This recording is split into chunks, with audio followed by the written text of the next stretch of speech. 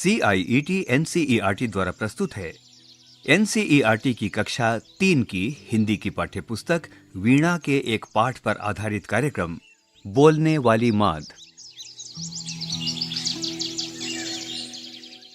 एक जंगल में खर नखर नाम का एक सिंह रहता था। एक दिन उसे बहुत भूख लगी। वह आहार की खोज में पूरे जंगल में घूमता रहा, पर एक चूहा तक हाथ नहीं लगा।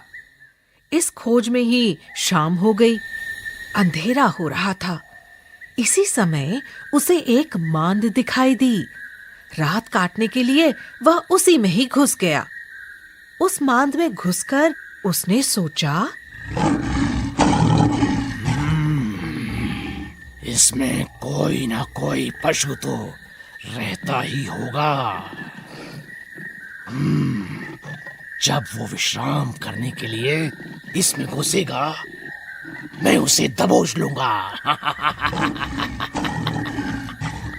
यह सोचकर वह उस मांद में एक ओर छिपकर बैठ गया। उस मांद में दधीपुच्छ नाम का एक सियार रहा करता था। वह मांद की ओर आ रहा था।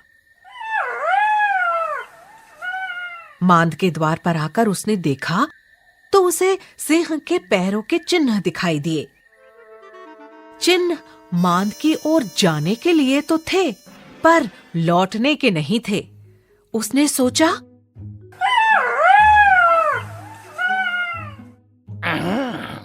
हे भगवान, आज तो मेरी जान पर ही आ बनी। इसके भीतर अवश्य ही कोई सिंह घुसा बैठा है।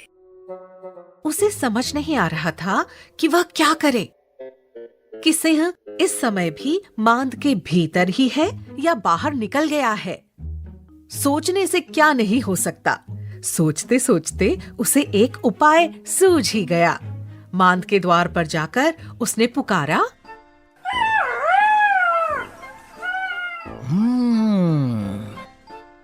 ए मेरी मांद, ए मेरी मांद। पुकारकर वह चुप हो गया। कुछ देर बाद उसने कहा, अरे तुझे क्या हो गया है? आज बोलती क्यों नहीं? पहले तो जब मैं तुझे पुकारता था तू झट बोल पड़ती थी। क्या तू ये भूल गई कि मैंने तुझसे कहा था कि मैं जब भी बाहर से आऊंगा तब तुझे पुकारूंगा, और जब तू उत्तर देगी उसके बाद ही मैं मांद के भीतर आऊंगा। यदि तूने इस बार भी उत्तर ना दिया तो मैं तुझे छोड़कर किसी दूसरी मांद में चला जाऊंगा। अब सिंह को विश्वास हो गया कि सियार के पुकारने पर यह मांद सचमुच उत्तर दिया करती है। उसने सोचा, आज मैं आ गया हूं, इसलिए डर के मारे इसके मुंह से ध्वनि नहीं निकल रही है। उसने सोचा, ये मांद नहीं बोलती है तो कोई बात नहीं, इसके स्थान पर मैं ही उत्तर दे देता हूं। यदि चुप रहा तो हाथ आया शिकार भी चला जाएगा।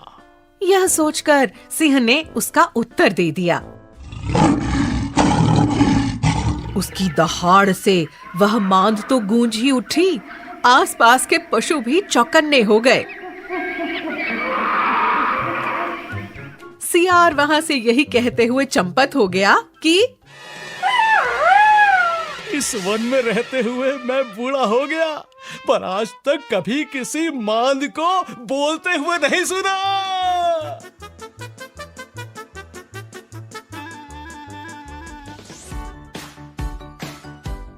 तो आपने सुना बच्चों, कितनी होशियारी से सियार ने सिंह के पंजे में खुद को पड़ने से बचा लिया।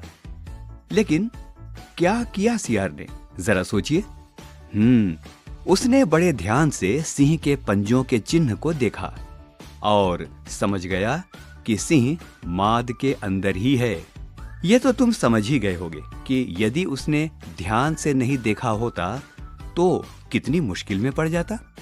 इसीलिए बच्चों, बहुत जरूरी है ध्यान से देखना या किसी बात पर ध्यान देना।